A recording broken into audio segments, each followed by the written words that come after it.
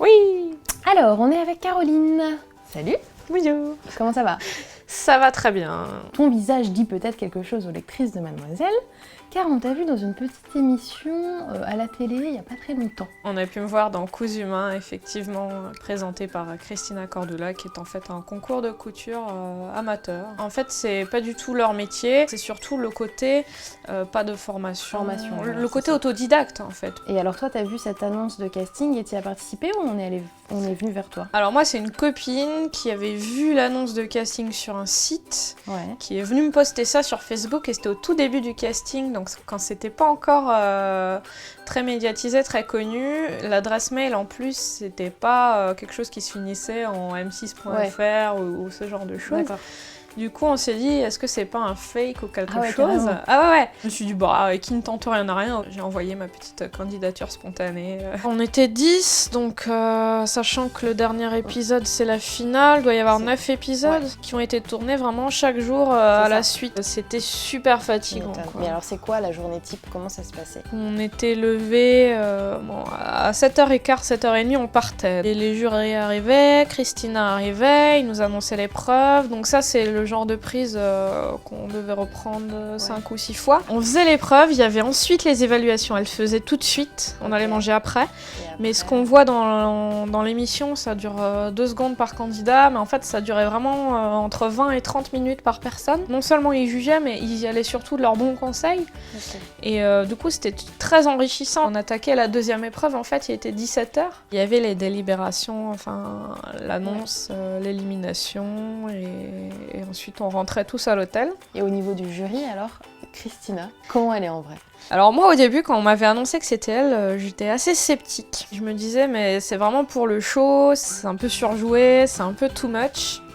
Et en fait, en la rencontrant pour du vrai, en fait, c'est quelqu'un de vraiment gentil, de naturel, de spontané. Et c'est un rayon de soleil, parce qu'on avait un peu tous, à un moment ou un autre, il y a toujours le petit coup de blues, la fatigue et tout. Et elle était vraiment là pour nous remonter le moral. Enfin, c'était vraiment agréable. Et du coup, c'est quelqu'un que maintenant, je suis fan. Comment t'en es arrivée à la couture? Comment t'as commencé? D'où cette passion t'est venue?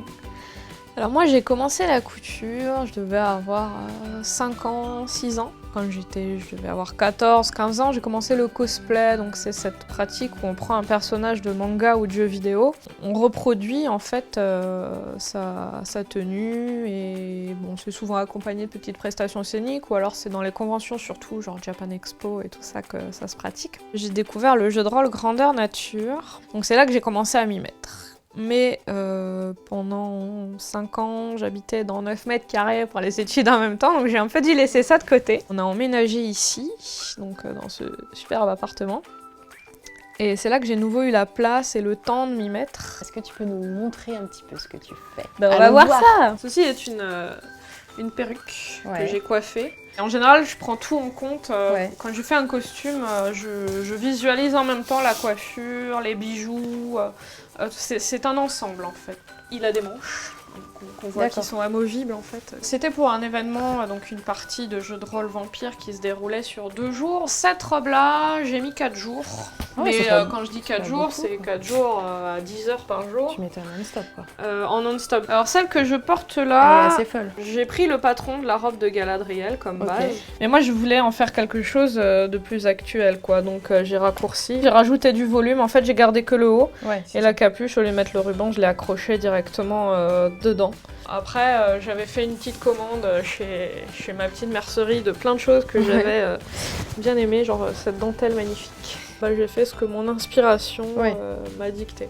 Mais j'aime bien prendre des modèles un peu d'un autre siècle ou fantastique et en faire quelque chose que je peux mettre dans la vie de tous les jours. Ça, c'est un des premiers trucs que j'ai fait, donc il y a pas mal de défauts, notamment aux boutonnières, mais c'est avec ça que je m'y suis vraiment remis en fait.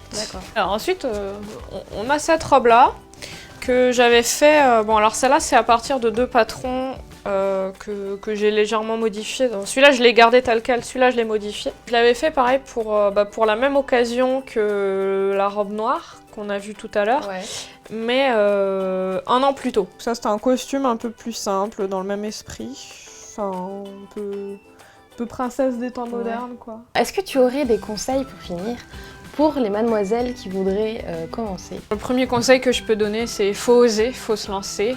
Le plus difficile, c'est de s'y mettre parce que les bases, ça s'apprend très très vite. Il y a de très très bons tutos sur YouTube aussi, n'hésitez pas à vous renseigner ou même sur les blogs, les forums et tout ça, on trouve de très très bonnes astuces.